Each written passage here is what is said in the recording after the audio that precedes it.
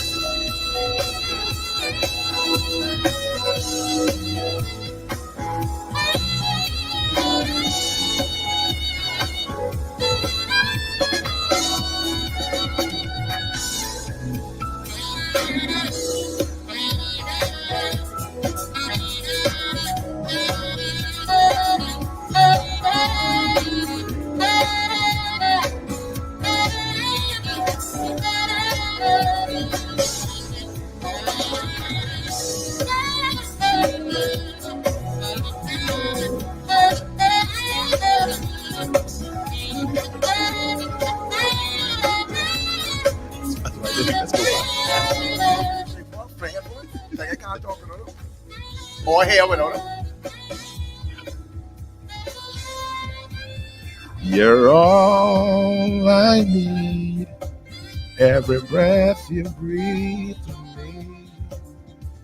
I'm on. Is mic on? Hello. Is mic on? Hey, good afternoon, everybody. How y'all doing? So glad that you're doing it with us. Glow 93.9. It is time. Well, it's past time for one-on-one with Pastor Denczil and Pastor Rickeno. Of course, you know by now, all of you wonderful one-on-oneers who tune in with us, you know we go on. We try to be on time. But what is on time? On time is relative. So we're glad to have you locked in with us at this time.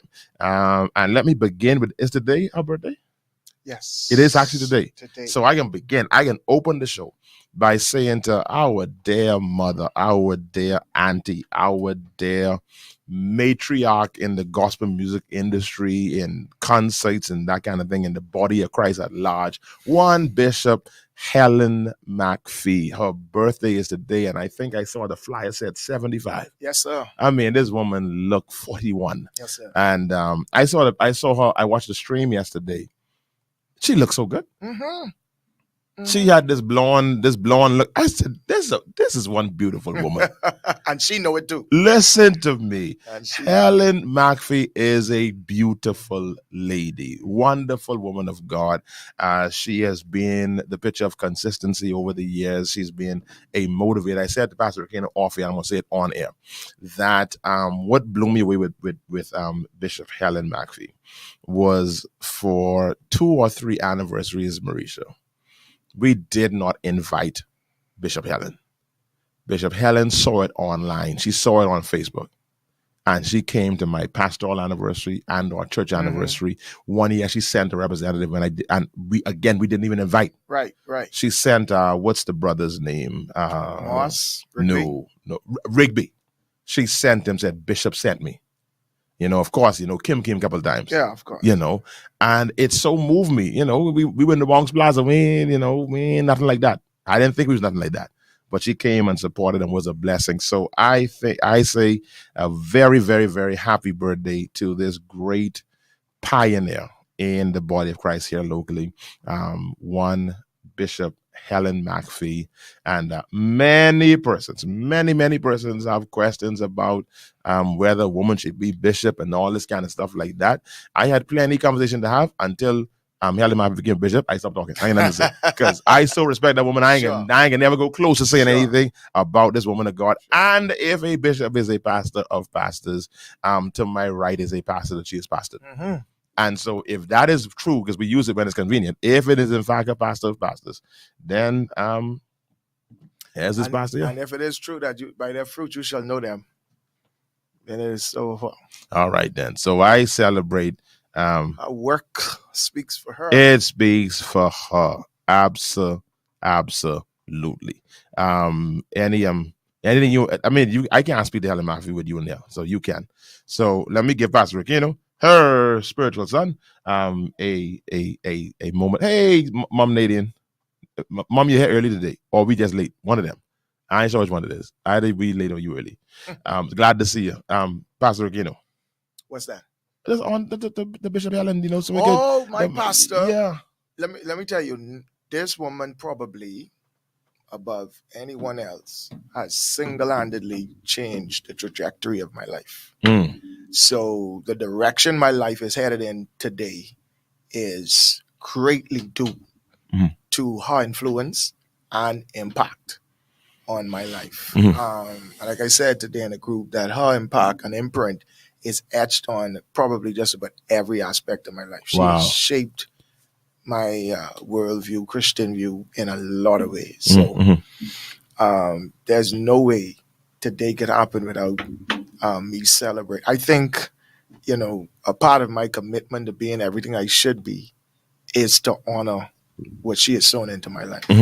That's the. If you were to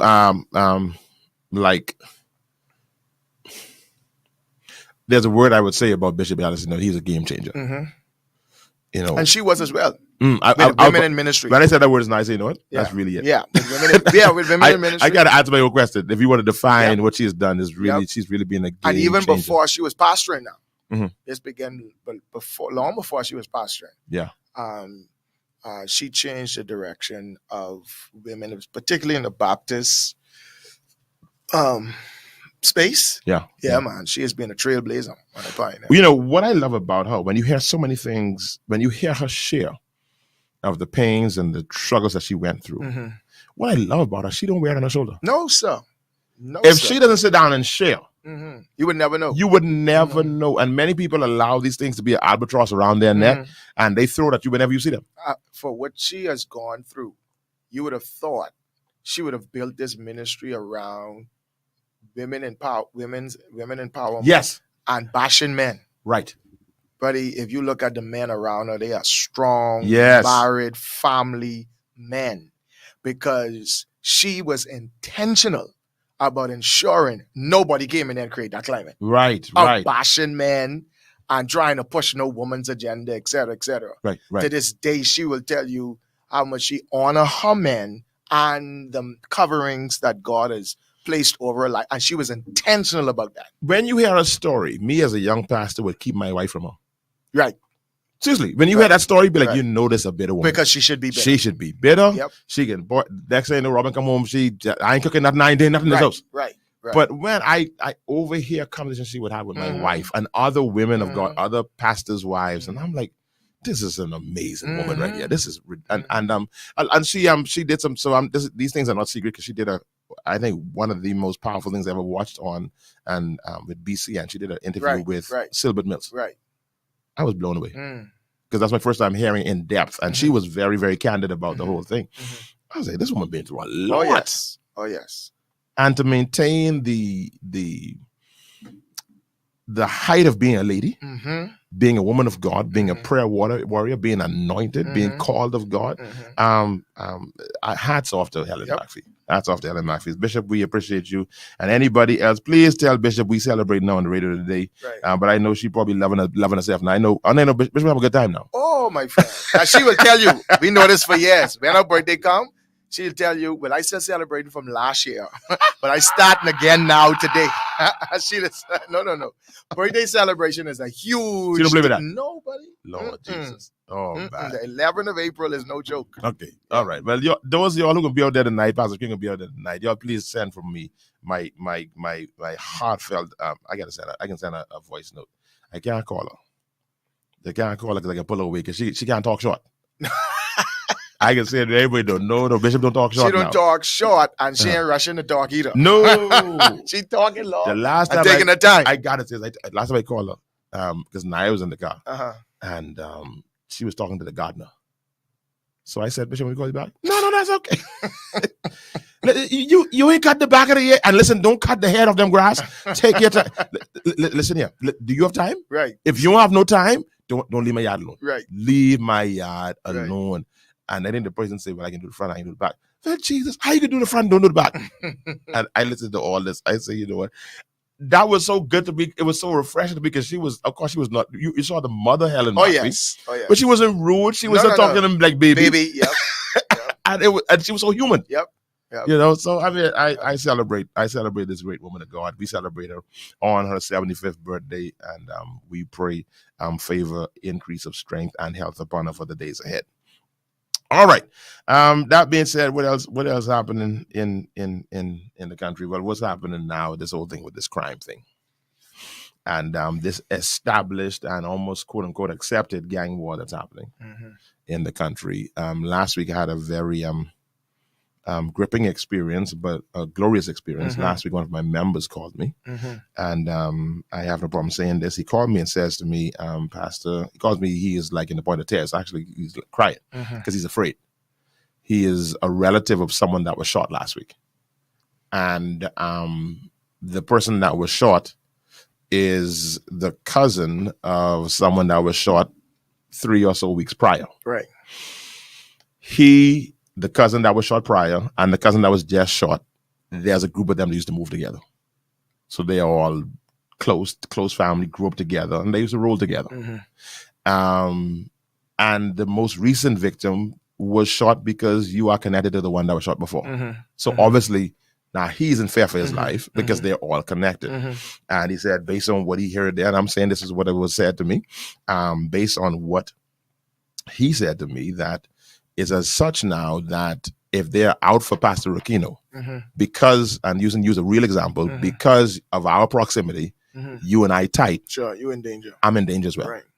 Because they know I see a boy. I ain't got to have no wife with them just because of how tight we are. That's what I'm hearing is happening now on the streets. And that was the case with him. And just to even add it, he said they were his cousin that was just shot last week. He was going to the house to pick up his T-shirt and stuff for the funeral. And he said he was getting to the house next to get his stuff. That's what the stuff is. Wow. So he said, I'm scared to go. So, of course, we pray with him on the phone. Thank be to God. We pray with him on the phone and encourage him. And we had quite a bit of time of praying and covering him. And he called me like 10 minutes later and said the person got caught. Okay. He called me shouting on the phone. Wow. Said, by God bad. But wow. I said, well, glory to God. Right. So we thank God for that.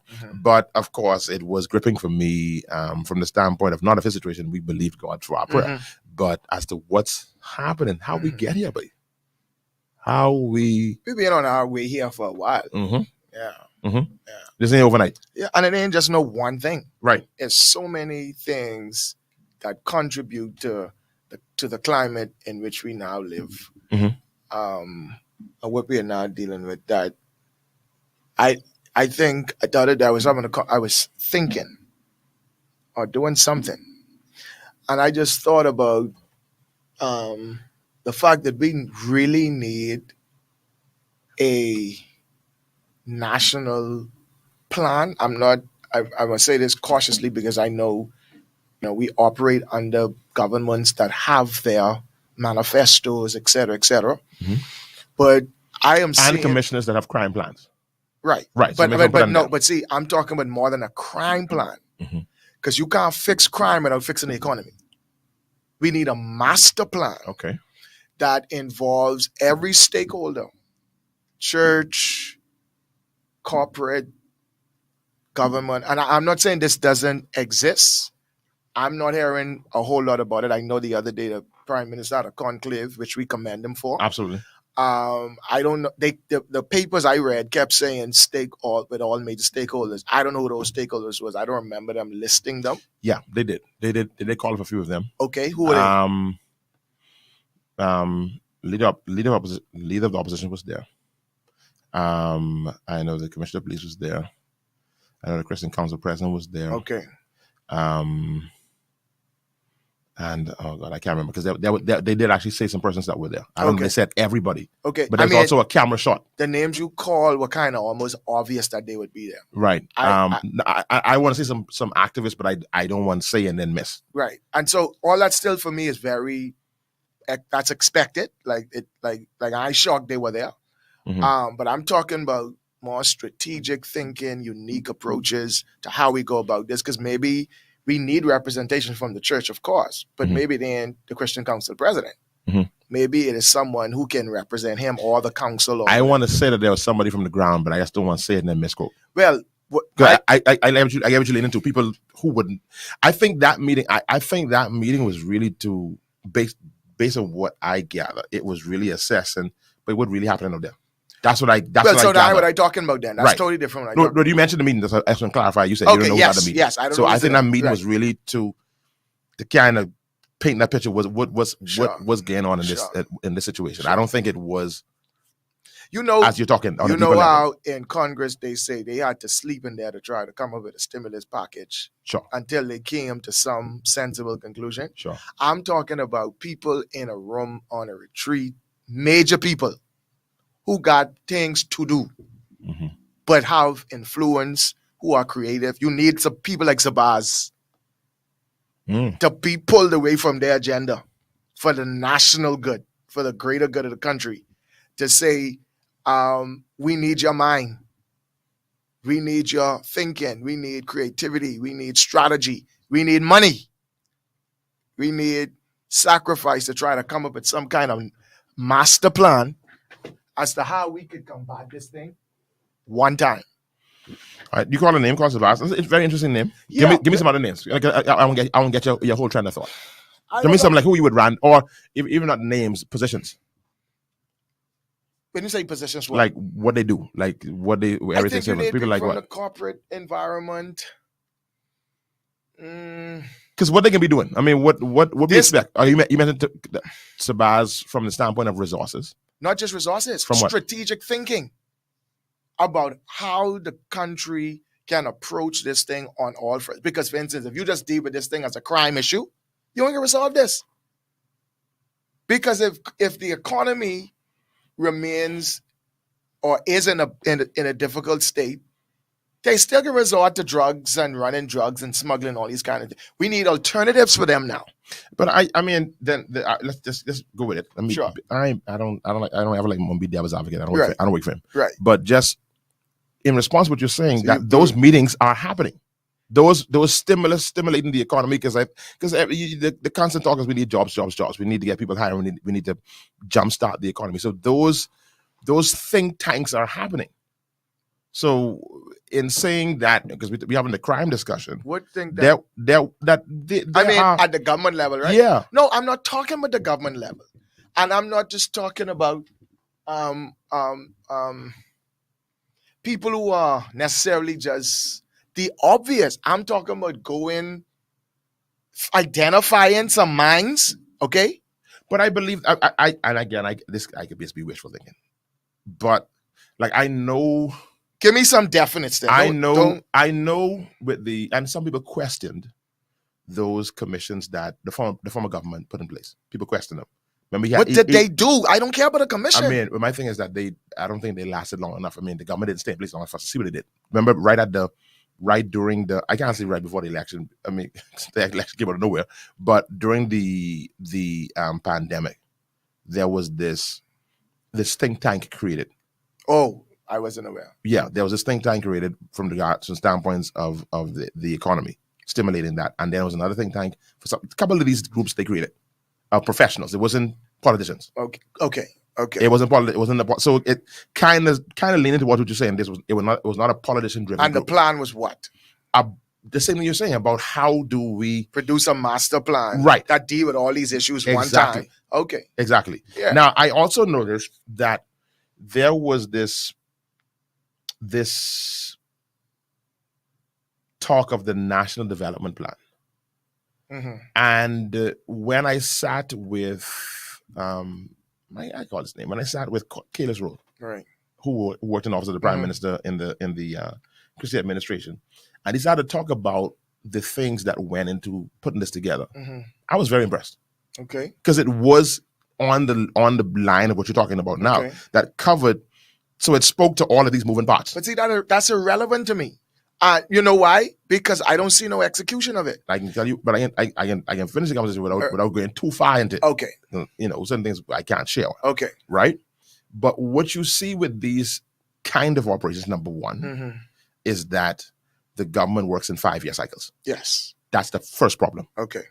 Because any plan from a national level is going to have impact. Cannot be planned in 5 years. Sure enough. My background in transportation engineering, that any plan we do from a transportation standpoint got to begin 25 to 30 years. That's like the frame we got to look at. Let me ask you something. So what happens, right before you ask the question, what happens is that, so to put these kind of plans together, you can't do it in 5 months. Because there's so many different things you look at. And this document was volumes. I saw one of the volumes. Major thing, and I saw something. I said, boy, this is potent right here. But what happens is election comes. Right. And it dies. And so you really just wasted all those man hours, all those professionals, all those non-politicians, and it just becomes a waste of time. So, what we need is some 5-year politicians, and politicians who come in there who only want to be here for 5 years, and I don't care.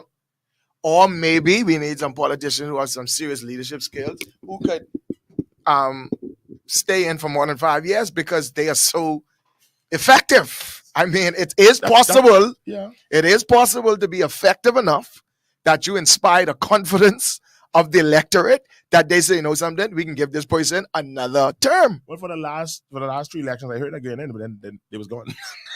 All I saying is, that's leadership, bro. That's a leadership situation. I got you. Because I think it is possible. They was talking about, Bohemians don't vote for, they vote against. That's because that's where we were left. I mean, when you get in position, you act arrogant, act like we ain't put you there. You don't care about us. We need to see the kind of leader who cares about people, who could sell their message and convince and inspire the confidence of the electorate that they are sacrificially, painstakingly doing everything they can to work in the best interest of Bahamian people and see some tangibility of that being demonstrated, being demonstrated in some tangible way. Another thing I think we need to consider, and I don't know, I talking from a place of ignorance. Maybe if they engage me more, I wouldn't have to speak from ignorance. They can say they say why you, but I can't say you speak paper every day. They can say you need to read more. No. But yeah, you had me in that game. Yeah, because there's a lot going on in them words, but I see, don't put me in that position now to talk about people. Because you will provoke me to rat. You will provoke me to rat. You talk about the opposition being in that meeting, right? Is that token symbolism to say, we want to give a front of saying we bipartisan, or say this to say, is it real enough that if you really have the opposition engaged and their voice is really that significant, that it would be something they would even agree to carrying on if they were to become? And can we have those kinds of discussions where we are saying, and let me tell you, and this is why I feel it's a leadership issue, because you need the kind of person who could inspire people to a degree to say, man, listen, let's buy into this plan. Look at where our country is. That takes the kind of non-political pandering and fooling around and trying to play the games, etc. But somebody who's above the fray, who could inspire people to say, listen, put selfish ambitions, aspirations aside for the good of the country. I know you won't win. I ain't saying them things ain't real. And we ain't minimizing that. It is what it is. But I do believe we do it in church all the time. We got all kind of personalities, but we have to find a way to get these people on one accord to buy into one vision, to go build church when the economy is so bad. I was waiting for you to be finished. Like I said, Say. This, you often accuse me of Naivety? my naivety. Yes. And I'm going to tell you about this utopian place that you live in. Yes. That don't exist. Yes. Because what we have heard, Yeah. and sometimes not in the press, but in conversations that we've been in with Right. political leaders, Mm-hmm. is that you do get the buy-in. No, I've not heard that. I have heard it. But see, ignorant. That you do get the buy-in. Ignorant. And the buy-in is strong when we meet in circles. Until now, if I buy into this, then they can make you look politically stronger.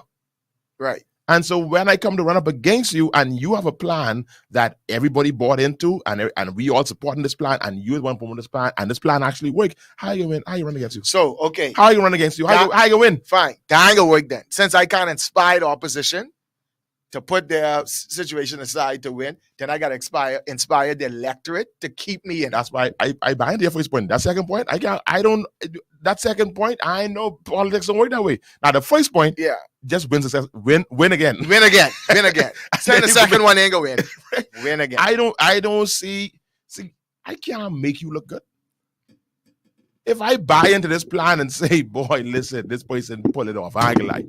Jesus Lord, you broke it down. It broke or it's straight. I hope it ain't break. All right, then look good. It was in bondage. I set it free. All right then.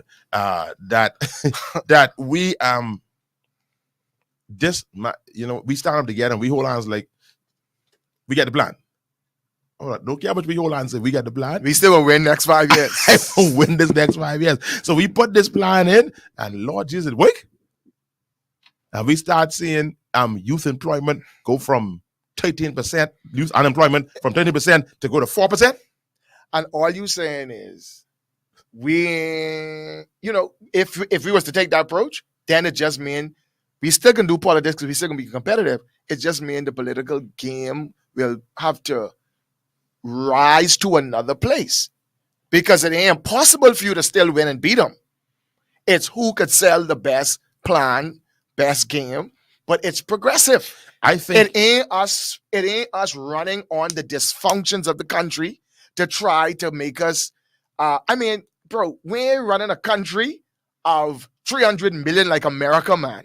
I believe the problem is that if that man go, who is my leader, chances are I gain with him. Yes. If he get voted out, yes, chances are I get voted out too. Yes. I believe if there was a scenario where he could go and I could stay, I think we'll change. If he could, say it again. If he could go and I could stay. Like how a republic would work. So I ain't not beholden to go with to toe the party line.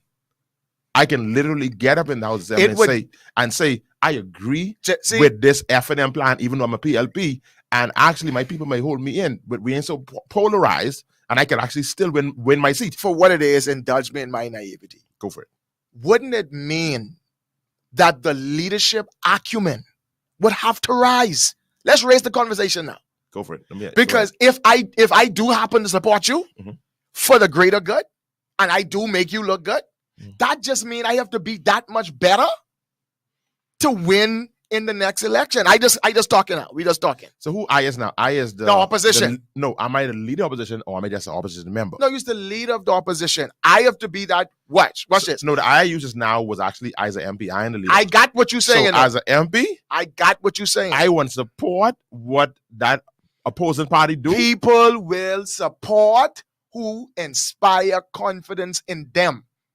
All right, you talking from the dysfunction. I ain't think we are that mature as an electorate yet because I didn't see it as an electorate.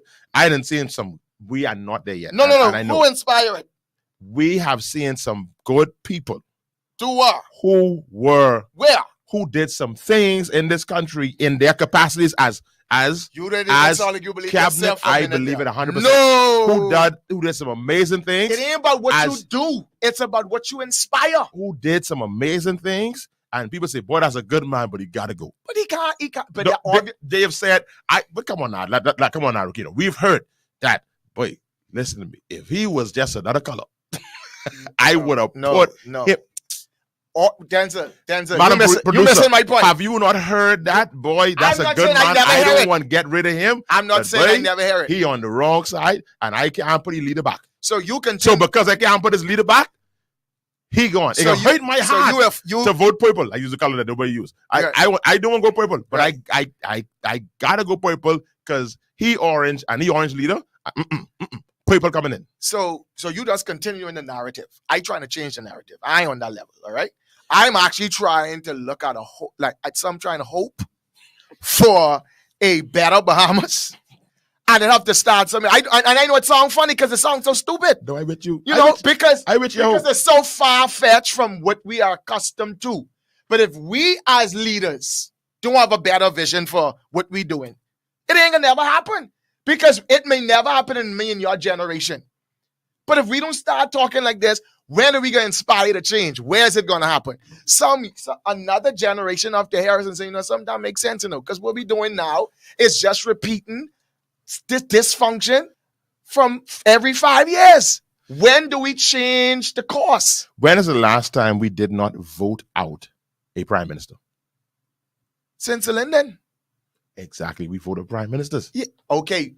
You see what I'm saying? You missing my point, though. No, I hear your point, but Okay. what I try to say is I think one of the ways we could start that evolution Mhm. if we change that system. No. How do you change it is what I'm at. You only could change it by hoping some real leader rises who have the capacity to inspire the confidence of the electorate for more than 5 years. Because we really didn't want you in. We just was tired of this person. When a real leader is operating, they have the capacity. That's the idealistic way. I try to go the pragmatic way. Okay, what's the pragmatic way? The pragmatic way is change how the Constitution works and allow us to vote for prime minister. Oh, you mean the Republic thing? Yeah. Okay, okay, I got I'm you. trying to go the more practical way, the more pragmatic way. See, I'm all for that, right? Because we have voted out, the point I'm making is that we've voted out leaders. Yes. So if we could Yes. I could vote for the leader I want. I agree. And now I can work on this ground level now. I agree. Now, I agree. Totally agree. and another thing that I think, or if we can't vote on leaders, I said it several times in the show before, I would love for us to have a coalition where no one has the majority. How does that happen? That means if there's 39 seats, Yeah. a majority was my maths right? You need 20 seats or whatever, Mm-hmm. or 19, Mm-hmm. 19, 20. You need 20 to be the majority. Mm-hmm. So what happened? Party A get 11. Right. Party B get 14. Mm-hmm. And the next party get whatever the maths is on that. Right. And now they get 14. Sure. So now there's no majority. Mm. So now you actually gotta make sense. You gotta make sense. I got you. You gotta win the You room. really gotta inspire people. Right. You gotta win Right. the room. Right. And so you make your 14 people Right. cabinet ministers. Sure. So the 14 of them meet in cabinet in the executive, Mhm. and they come with this idea. And the other 25 us say, You gotta make us believe. um, Yeah, we ain't over that. I ain't Because we that. gotta all guys gotta So vote. y'all, the Right. 14 of y'all, Right. y'all go back in that room Sure. and bring something else That we because can vote we don't agree with Sure. this. Sure. If we could get that, that's But why I don't know how you would get that. That's harder to why get. I supported. I am all for a third party that's making sense. Of course. I am all for that Of course. because I believe then now you gotta win. No, I ain't support that. Bro, we gotta look at what leadership means, man, and what leadership is. All right, not just another political leader, political party, somebody who rises to the top of the party. Because you could get that, and still, because what if you got this gridlock? Because the person who leading the party or the party itself can't inspire the rest of the coalition, Right. So we stuck, nothing getting done, But- we probably in a worse state than when we just had two. But look, and then look at it. Which means if we have three, Yeah, because if it's a gridlock, nothing gets passed because you have to now get some, and if all vote no, then you have no plan. You have no. No, now you gotta fix it.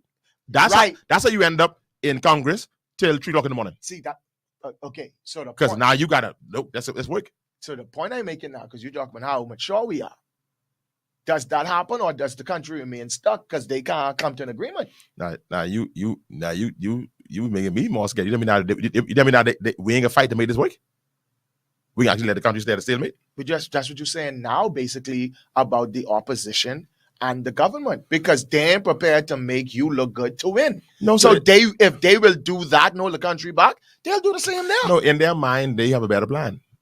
In their mind, really, what technically what actually happens is they change 2 commas and put 2 full stop. Basically, right? Because it's the same thing. It's just really the same thing. Right. That's another thing that whenever you get political Change people, the wording and all that. if we had some political minds in this room, they get really Sure. offended when we say this, Yeah. because I believe you would say the same thing as me. Fundamentally, yeah, it's all the same plan. It's- Yeah, they saying the it's same thing a all different the- way. It's all the same Yeah. thing. Now I think you and I would agree there's that different sets of people benefit when it depends on Sure. which government's in power. Sure. Right. But right. ultimately, Right. you don't have no fundamental policy changes Sure, the direction of the sure, nation. sure. Like my thing is that I'm still waiting. I think we're all waiting to hear how we can diversify this thing beyond tourism. Right. How we can do that, because that's the one that's going to create that we What can would you create say industry. was like in recent, maybe in the last 20 years or so, like a major game changer policy that one of the governments has laid on the table that really changed the trajectory of things in the nation? Like some of the things Lyndon Pinland did, which he did because it was at the embryonic stage. Of course. So education and things like that, they were, he did a lot of stuff, but they were things you almost had to do to birth a nation, et cetera, which we thank him for. But since then, what was like a groundbreaking thing you would point to? I think what could have been. Uh-huh. I got two things. So you admitting by that statement? There was none. There was none. Okay, good. At least we settled that. I think what could have been, number one, what could have been was urban renewal. Yes. The first iteration. Yes. I think the first iteration of urban renewal, I think it could have been major. Yeah. And what happened was they saw some things that they didn't like, and this one and that and the other, and so they threw away the baby with the bad one. I think that was the first thing. Okay. The next thing, these are 2 that I point to. The next thing to me that I thought had the potential was BAMSI. You took the word. You take the 2 I was to speak to. Yeah. BAMSI, I think BAMSI could have been a game changer. Sure. And nothing. Mm-mm. So that's my issue. Now, somebody else may have something else, but I mean, for me, maybe there might I'm sure there's a lot I don't know. Yeah. I thought about something. This whole issue with we talked about this last week with the young girl who was impregnated by this 40. The conversation turned into raising the age of consent, right, to 18, which I have no issues with. But I think that wasn't the substance of the conversation, because when this conversation would have had substance to me, if she was 16 and got pregnant. And we could say, man, this is a young girl and this 40-year-old man. Man, we got to raise the age of consent. She was 14. Right. So I think raising the age is irrelevant to the situation we're dealing with, because she was still underage. Right. So raising the age, I don't know if that really. I use that example to say we talk about issues, but it's like we talk around the real issue. We're missing the bus. Like we missing the bus. Yeah. You see what I'm saying? And it gets in this political and the big conversation now begins about raising the age of consent. We didn't solve anything, because the problem wasn't a consensual age issue. Yeah. This was a 14-year-old who was already underage. So it wouldn't make it no better if it was 18. And we beating up our chest and we saw something. And we feel like we did something by having this conversation. And I'm looking back at it. I wanted to call you that day, but you grieving, so I don't bother you too much. I wanted to look at the thing. I say, man, what's going on around here? And you know what? You know what's scary? You know, dance is nine. You say you right there, and then you keep on going, so I can't even respond. Keep on going. Birds of the feather. I look at it, I say, but these intelligent people, why are they taking the conversation in a direction that's totally irrelevant to the situation? And then we satisfied. We fixed it. We feel we did something. We fixed it. And I'm wondering, do we really sit down? Who it is? Is it? I think it's Creflo Dollar who talk about you have to think about what you are thinking about. Because are we actually sitting down? And I think this is why We need it, and I know I doing idealistic, utopian thinking. Yeah, you can't let me today. Yeah, I ain't gonna lie. I pull a real Denczil today. Go ahead. But I really believe, bro, we need somebody to go lock up in one room for 1 week or something or more. But one real room where they at the end of the night, their food and everything, y'all stay in there and y'all go back, sleep, and then come back for like a week or something. But to really pull together some real sensible something with some commitments to really pull this thing through, financial resources being available. I know that's idealistic talk, but we really need a plan. Because wait, this getting worse. I need to think about the world Danny and I have to live in beyond that. Thank God they got the kingdom of God. Right. Thank God they got Jesus in them. But bro, they could still live a better life if the country wasn't on fire. I think things like correcting the fact that a 14-year-old giving consent is a lesser penalty than a 14-year-old who doesn't give consent. Yes. I think correcting that, y'all should do that so fast that we didn't even know y'all do that. That shouldn't even be like a part of right. Because that became the conversation. Sure. And now the mindset is that we have fixed it. Right. Because that has happened. I don't know. Again, I was reading the papers, I think today, and they was talking about some things what we need to do with crime and all these different things and everything. Like I said, laws are reactionary. Mm-hmm. They are not preventative. You punishing if they kill me, and the devil is a liar. But if they kill me, bro, I done dead. I don't give a lick about what law you put in now to try fix murder and all these different things. Right. How do we prevent people from becoming victims before we? Because watch this. I think in their minds and a lot of lawmakers' mind, stiffer laws are deterrents. I disagree. Me as well. Because with all the laws we have in place now, people ain't stopping. Mm-hmm. It's something motivating them beyond the fear and scare of the laws we putting in. We got police all over the streets, police killing people, all the things happen. So you say capital punishment. The police ruthless now. And they still ain't stopping. The law is really, the laws for the law. The laws for the lawless is a true statement because the lawless are going to be lawless. Right. And so what the law does is put penalty right. in place. Right. I don't know how effective that is at being a deterrent. If you want to really build a healthy society, though, I don't know if that really. So in my mind, what is the plan to prevent this from happening? You can't have one little Eric. You can't not little, but you can have an Eric Fox here. Is his name right? Yeah. And maybe Carlos Reed here and a little shock program here. I don't know if they robust enough to really say you going at this thing, man. This 300 and we going on 400,000 people now. This ain't no big country, right? You don't think we should be able? And I mean, this a rich country. Especially in comparison to other Caribbean nations, you don't think we should be able to do a more strategic and better job than we're doing now to really pull this thing together? Okay. No. I know. I just got a warning this now, so be careful. No, but I know something would happen. Yeah, something would happen technically on my laptop, on my iPad. Is it don't matter? Oh, okay. So, you want to stop distracting them? That's what to do. No, I get it.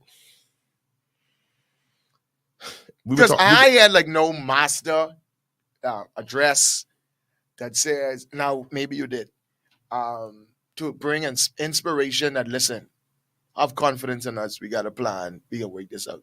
And sometimes even when the plan being presented, the people presenting it don't sound confident that it's going to make a major difference. But let's just be seen to be doing something. I know that there was a time, and it probably still is the case, and that's why I only could talk when I was doing some investigation, that there was you may know this better than me, there was a whole lot of money that was available to intervention programs. Yeah. To youth programs. Right. From our government? Yeah. Okay. And I was blown away because I don't know if it ever got out. Did persons really know that this was available? I found out that there were grants available for summer programs. There were grants available for these kind of things. And I'm saying, like, why don't you all say this though? Sure. What's the fair in making broad statements to say that your youth program could get in the budget for the Ministry of Youth? Right. I heard, I don't know how true this is. I heard that that there were some years that those budgets for youth work, Right. that they gave money back to the government, that they gave money back to the kiddie. Whoa. Allegedly, that's what I heard. Mhm. Now I don't know how true it was, but my thing is that why isn't it being said that bring us a plan for your youth program? Mhm. Tell us what Word of Life is doing. Right. Because I mean, while we understand it's going to be hard to create this master program, Mhm. and we need it. Yeah, I agree. Mhm. But I believe that there are so many little. I met a brother after the shooting that happened at C.A. Reeves, where those guys came into campus. I met a brother that I never knew about him before, Mhm. and I heard what this brother's doing. He goes to Grace, to Pastor Lilo's church. Mm. I'm saying to myself, bro, I didn't even know you existed. Doing it. Wow. I didn't know you existed. Right. And he does this full time. He left his job. Wow. And he's doing this full time. I'm saying to myself, why isn't he being funded? Mm-hmm. Mm-hmm. You went out there with me. You went there to watch Danny play. Right. And I know this little particular goes, oh boy, but I don't like this about this, and I don't like this about that. Why isn't Freedom Farm fully funded? Sure. That's a program that has consumed my son's life. Mm.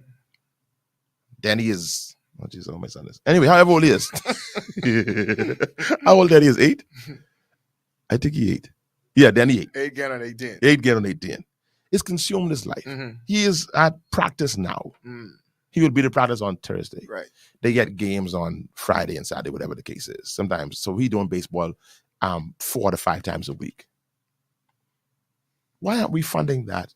Bro, And expanding, there's a major point you're making. and expanding that. There's a major point. I know, I think it's Mario Ford Mhm. has something similar at Windsor Park, Mm.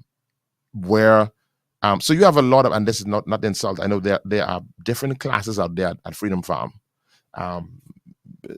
People can get offended. Let me go here. JBLN is more of a higher level of society. Mhm. Freedom Farm is a lower level, and I think even what Mario Ford has is a lower level. But you have so many children that are being engaged. Mhm. Why aren't we funding these things? Bro, there's a good point you make, because there's to be a lot of energy, like you said, around youth stuff. Say what you want, but Darren Turnquest, it was a lot, and it was more known of the things that they were trying to get done Mhm. to impact young people. But what you're saying now, because you're going into cities now, and you financing programs to directly, because, bro, the people in the inner city with the money are the drug dealers, so they got to say, Right. they got Right. the influence. Right. Crusaders Brass Band is an intervention program for the Highway Church of God. Mm-hmm. And I'm talking about, there was one time where the band, Crusaders Brass Band of the Highway Church of God, Mhm. and we at the time, people didn't even know our name. Mm. But we seen over 100 kids twice a week, Wow.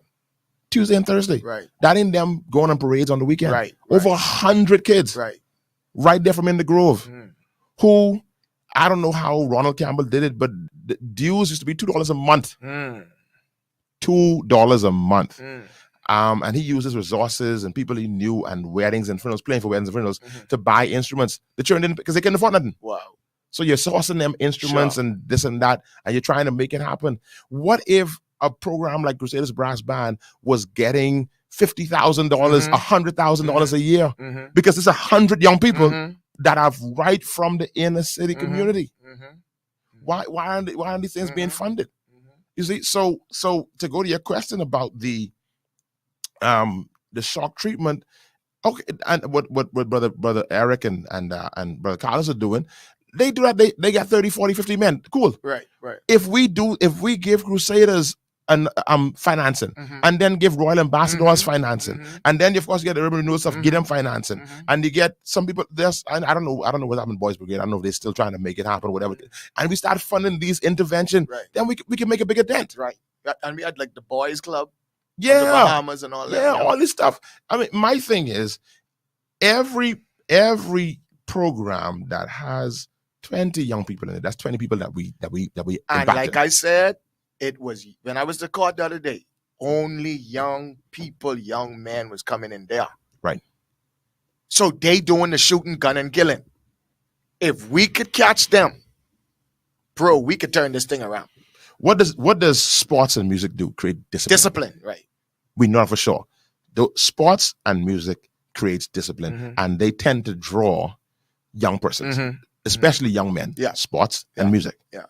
karate, all kind of things that draws their attention, right? One of the things that we talked about off air that you mentioned, and I can put it on there, about creating jobs. I don't believe that's our greatest problem. With our that is a problem to me. As you get further up, right? But my experience has been right.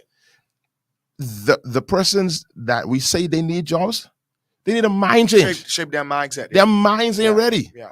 I got my youth leader on the next side of this or the screen. There are youth that we gave jobs to. We got them jobs and they ain't last, Madam Producer, because their mind ain't right. Sure. You get them job and then they go there and punch their co-worker and slap this one and this and that because their minds in there, And so we still got to get this discipline there. And again, I know, but another thing is we need more schools. I don't care. Nobody said we need more schools. When we have 40, 50 children in the classroom, you need more schools. Definitely. We need more classrooms. Definitely. Remember like this, we need more classrooms. Definitely. We got to break these numbers down. Definitely. So the kind of discipline, because to tell that young lady or that young man in that classroom that you got to control 45 young people who don't have, some of them sitting on the cubby thing because they ain't got no desk. Right. They ain't got no chair. And we got to get all them discipline and this and that and the other. I mean, that's asking a bit much. There are some that can pull that off, but it's hard. It's hard to kind of make that thing happen. So we need more classrooms, but we need to change this mentality and get a disciplined mentality. I'll tell the story again. I'm talking about, I had a job that I hired some brothers, and I'm no longer in this. This actually almost break me. I say, you know what, the construction ain't for me. Wow. When I talk about construction, I don't about running a construction job. I'm paying, and I'm putting this out there. I'm paying brothers them no skill whatsoever. All I need you to be able to do is to hold a pickaxe and swing it. To run a mall. That's all I want you to do. No skill. I'm paying them $500 a week. Wow. How long ago this was? $500 a week. This is in 2011. Wow. 2011 to 2012. Wow. $500 a week. I had them to work on a Saturday. And I said, I'm going to give you all $50 for Saturday. I just need you all to do from 9 to 12 because we're running behind time. They said to me, well, the first problem was I was paying the Bahamians the same as the Haitian. No, we shouldn't be we shouldn't get paid with Asian rate. And I said, you're right, because they get more skill than you. Right. I said, I apologize, because I really should be paying them more than I'm paying y'all. That's number one. And y'all getting mad as much as you want. Then number two is, they said we supposed to get time and a half. I said, you getting time and a half every day. Right. Because you're overpaid. You have no skill. You are a laborer. And they walked off the job. I had some of them who walked off the job. Wow. $550 a week. And walked off the job. So this idea, we need more jobs, we need great jobs. Boy, I think we got to revisit that. Yes, there are some who can't find employment, this and that and the other, but boy, we got some. I don't know, too. We need to create more jobs. We need to create better jobs, too. I mean, even just for parents. You're good at jobbers? No. Hear me out. For parents. If you was 19 years old, and I get it to you. No, Denczil, you got to hear me. Okay, listening. For parents to have greater stability, to actually be in place to train and grow up their children. That's a big one. You see what I'm saying? That's a big one. Yeah, because when you have a frustrated parent who even minded to be given the kind of parental training and teaching to their children, et cetera, they ain't in no quality environment. They in this, I mean, the impact of that environment on the parent that affects the way they deal with their children produces the kind of child that can't go into an environment and appreciate what you did. You see what I'm saying? That may not be a big part of it, but I'm thinking some jobs don't dignify you. Okay. I agree. Uh-huh. I agree. You see, I just think I think we're still suffering from a perspective of, I don't think much of my own self. I got you. I can't put that in my child. And I mean, the best a lot of people see for themselves, I mean, and they make it good money, but how dignifying is it? The best they see for themselves is getting into the hotel. Mm-hmm. And I'm not saying it's a bad thing or whatever the case is, but I'm just saying our behavior, and this is why I keep going back to we need leadership, because we need people who can inspire. I watch you, bro, how you do ministry. Mm-hmm. All right? You have an approach where you want to inspire your people to believe, to dream, to pursue, to go after the best. Mm-hmm.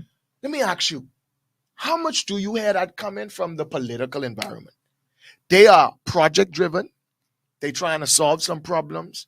But is the general narrative a sense of passion of who we could be, what we can accomplish? See, it don't begin with giving them a job. Mm-hmm. It actually begins with making them believe in themselves, dignifying them, that they could actually be somebody. Because if I believe I could be somebody, $500 means something to me now. Mm-hmm. But I don't have no sense of vision, sense of self, sense of self-esteem. And that's coming from their parents too. Because if you are a parent who was training you, you have Danny doing certain things, going to sports and so forth, because you are intentionally trying to make sure Danny becomes a well-rounded young man. Mm-hmm. He got good parents. He ain't gonna ever want for nothing in life. But you trying to make sure. Prophesy. They will never want for nothing in life. All right, that ain't no prophecy. That's his reality. And good Uncle Rickeno. You better believe it. That's his reality. All right. So, but you trying to also say, no, you got to get some sports. I want you to be a rare. That's a parent who being intentional about shaping their child because they understand what it takes to be a well-rounded individual, to compete in this world, have some dignity and some pride in yourself, etc., etc. Bahamians are so demoralized, beloved. So when you say giving them jobs don't work, in a lot of instances, I get a job to the gas station, and I still don't feel good by myself. So it's like, whatever. I still can smoke, I still can drink, and nobody tell them, listen, this is where you starting. Mm-hmm. But I see you going beyond that. All they trying to do, man, and they make a couple of dollars, and they want make a couple of dollars to go have their little party, their little stag on the weekend, and they leaving that job, because that's all. They can't see further than that. Let me throw this at you. Sure. What if I tell you that they listen to Rev more than they listen to the politician? You're right. I agree. That they hear, not just listen to from the standpoint of they pay attention, but sure. But they believe, Rev has more access to them. Yes. Because how many of them do listen when the politician get on the radio? Very true. I mean, first of all, in my opinion, right? Yeah. Our politicians are so detached. The things they saying and the words they using, these young fellas can't even understand them. And I don't even know if they have the ability to break them things down, what they saying, because somebody didn't write them for them. So it just, this is what I'm saying. This is what I'm saying. You can't say that fast. That's a mouthful you just made just now. So you saying that they even didn't talk from their heart? No, because you can hear it. You can hear it. And that's why they don't believe it. Bro, for them to listen to Rev, they ain't listening to any and every Rev now. Don't fool yourself with that. That's true. This got to be a Rev, like people say about you all the time. They feel like they're a boy on the pulpit when you preach. Mm. But you still preaching with conviction and inspiration and raising them around. Nothing inspires me more than when some of my used to be ratchet girls come and they walk through the door now, and I see them all dressed up. Mm-hmm. I had some butchers come into Word of Life. Wow. No, I don't know if they know what a dress was. Right. And I see them now in heels. Mm. Bro, let me tell you something. It is something about when, and you know what? You say they believe Rev more. Well, Rev need to sit with these politicians more, because these politicians still are viewed in a certain light, and they need to be trained as to how to really connect. Yeah. Don't just speak for the elite, man. Yeah. Because the elite ain't costing you as much problems. They costing a lot of problems themselves, but not the kind of problems we're talking about now in these social ills. Right. Speak in a way whereby the average Joe could say, oh, he talking to me. Eh? This includes me. Eh? The plans y'all making in this parliament, in the Senate, the things y'all discussing, actually y'all talking to me. Yeah. I feel detached from this. I don't know if this is for me. So, hey, it takes nothing for me to go around shooting, stealing, doing these kind, because I don't feel like I's nothing. I don't feel I'm connected to this system. So attacking it means nothing. breaching it means nothing. Fighting against it means nothing. This your world.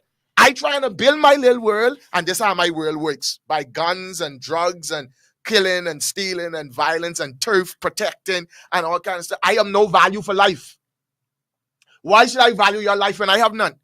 So taking a gun, we sitting here saying, these young men don't value life. You can just kill somebody just like that.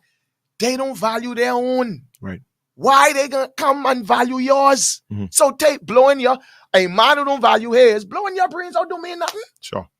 But I don't see a change in the way we doing things to try to actually I'm not saying go in parliament and be ratchet, because that don't inspire either. Right. I'm saying go in parliament and act like you intentionally speaking to the whole entire electorate to actually inspire them to believe this country for you too.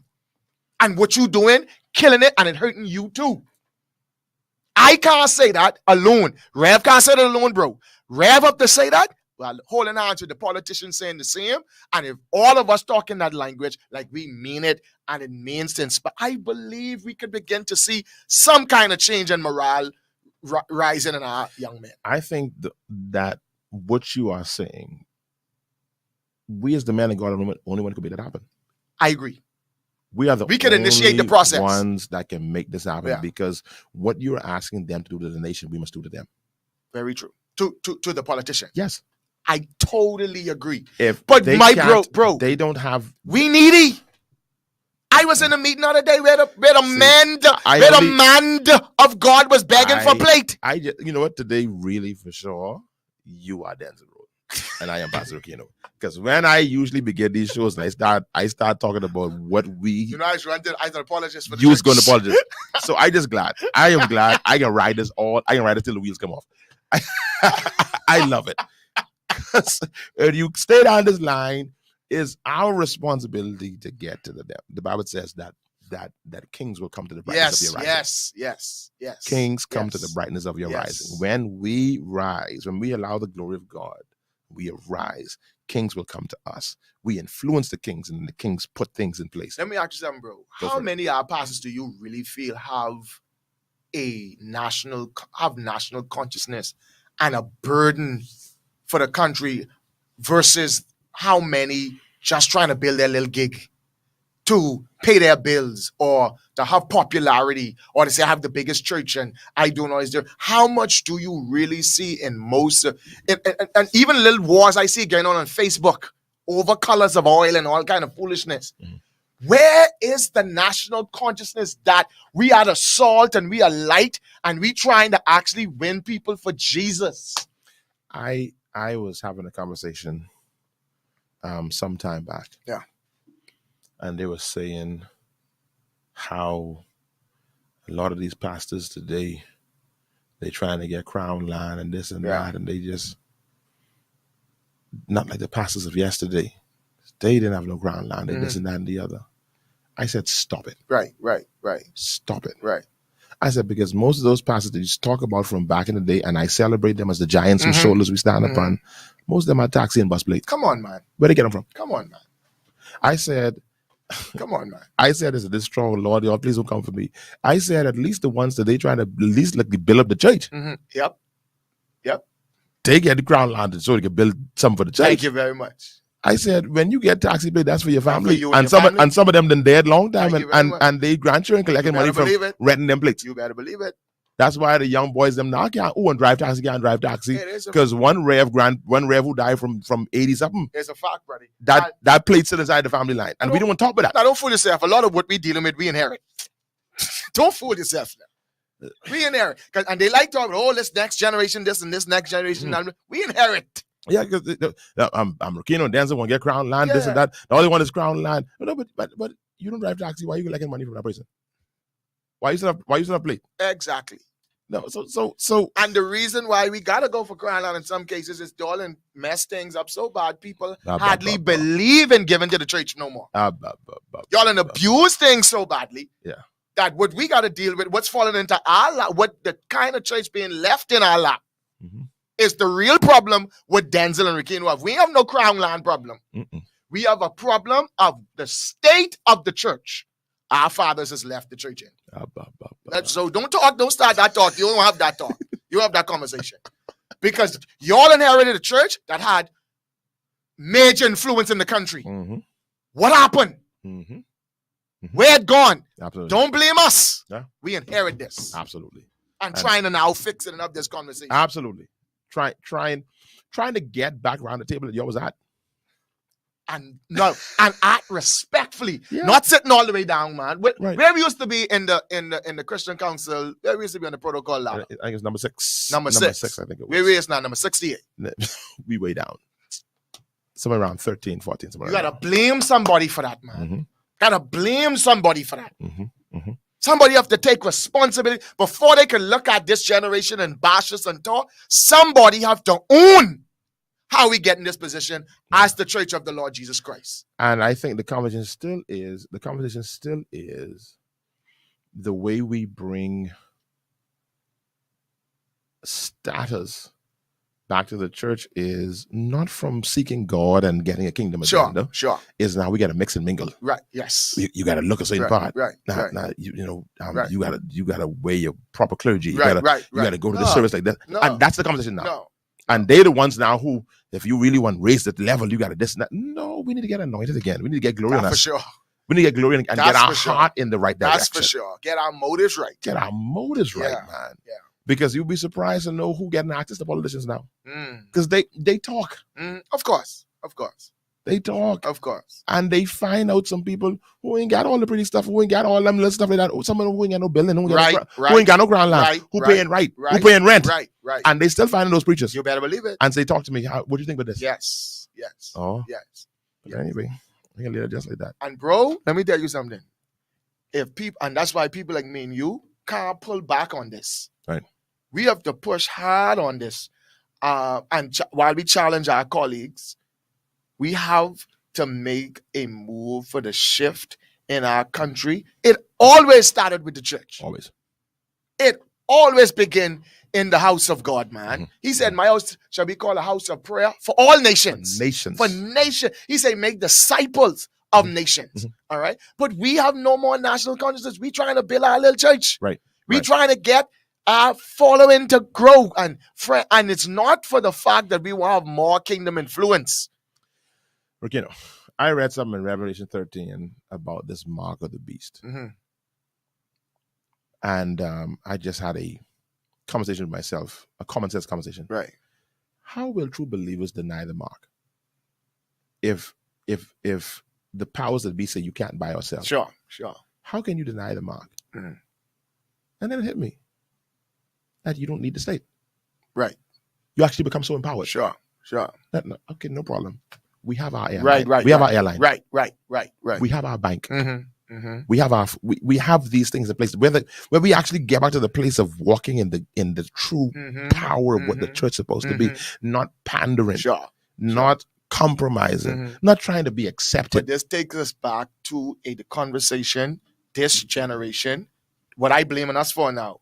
And I understand why we are there, but it takes me back to a conversation that we need to have, that we cannot accomplish and achieve that without. And that is denominationalism.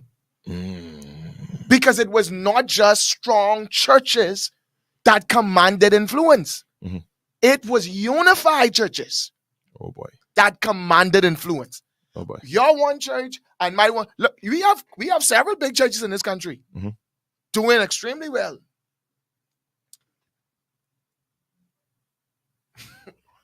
You got a praying daughter, boy. I know you got to believe in that.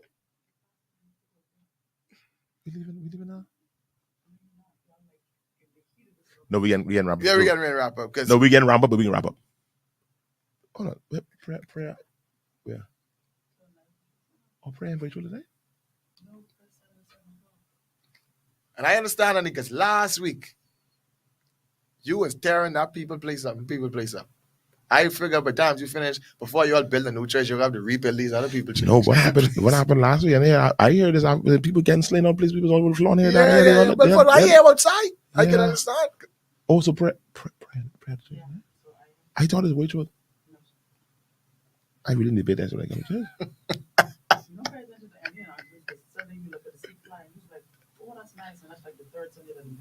What? Yeah. It is nice though. Let's end the show then. End me now. We can end. Because Pastor Rickeno got to go to the thing. And Ring them prayer bells, buddy. Lord Jesus, Lord God, when Paul and Silas both were thrown in jail, Oh my God. they didn't worry who would go there bail. What you know about that? Yes, sir. What you say? Prayer bells of heaven. They ring, my My friend. God, my God. They're Lord, in see, a message. you even asked me already. You just stop playing the music. Y'all, we was getting thankful, but we got to go. We got to go because we got to go to prayer. We got to do things. So the Lord bless y'all and keep y'all. We had a good one tonight. We can keep this going next week. We had somebody so hard. I didn't want to stop. got you, right? I didn't want to stop today. All the comments, y'all know we love y'all. And these were some of our regular commenters, so they ain't get offended. We can get y'all next week. We go on, have a blessed night, y'all. We go into prayer. Blessings.